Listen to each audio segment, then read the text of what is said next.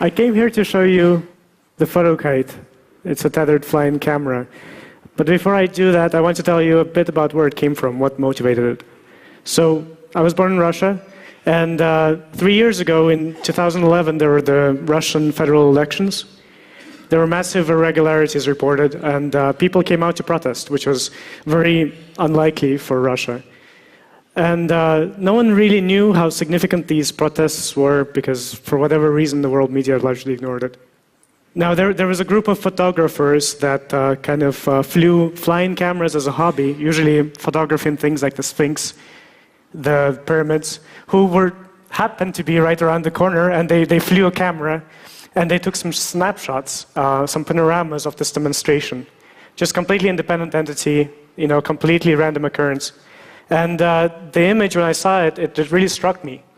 Here's one of the panoramas. So in a single image, you can really see the scale of this event, right? I mean, just the number of people, the colors, the banners.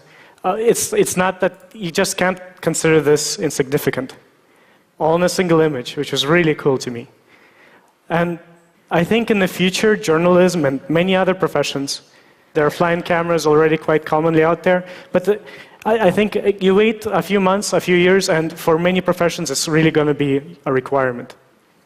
And it makes sense. It's such a unique perspective. Nothing really communicates this scale, for example, in context, in a way that this does. But there are a few hurdles, and they're quite basic and quite fundamental. One is piloting. So for this image, they flew a camera, a 5-kilogram device with an SLR under it. It's quite heavy, lots of spinning, sharp things. It's a bit uncomfortable to fly, probably also for the operator. In fact, you can see that on the back of the pilot's shirt it says, "No questions until landing," in Russian and in English. Because people are curious and they'll go tap you and then you lose your focus and things happen. And these guys are great. They're professionals. They're really careful in what they do. So in the protest, maybe you noticed, they flew over the river, so it was quite safe. But this doesn't necessarily apply to all people and all conditions, so we really have to make piloting easier. The other problem is regulations, or rather the lack of good regulation. For many good reasons, it's just difficult to come up with common sense laws to regulate flying cameras.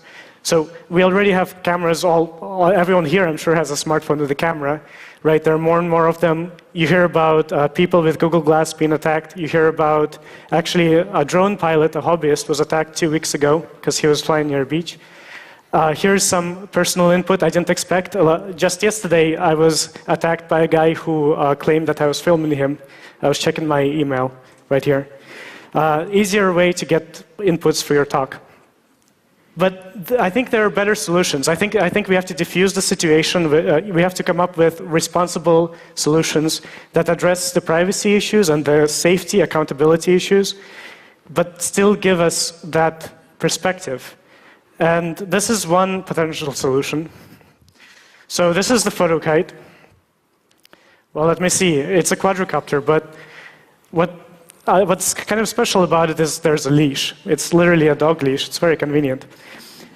And the neat thing about it is to fly it, there's no joysticks, nothing like this. You just turn it on,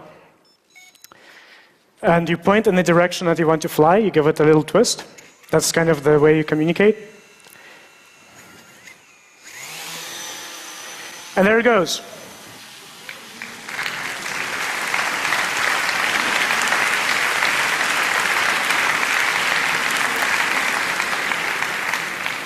So the interaction is super simple. It's like your personal flying pet. It just always maintains a certain angle to you, and if I move around with it, it'll actually follow me naturally. And of course, we can build on top of this. So this leash has some additional electronics. You can turn it on. And now it's like telling your dog to, well, fly lower if you have such a dog. So I can press a button and manipulate it rather easily. So I just shifted its position. And it's really safe. I mean, well, I don't know about you guys in the front row, but at least in principle, you have to agree that you feel safer because there's a physical connection. Live demos are hard, right?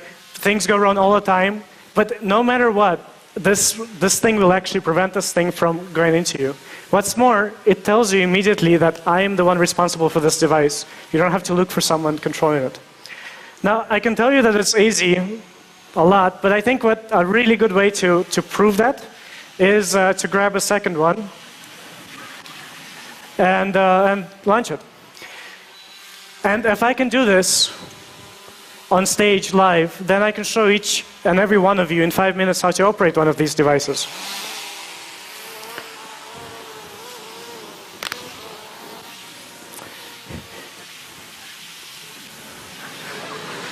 So now we have two eyes in the sky. Oh. Another trick is getting them back.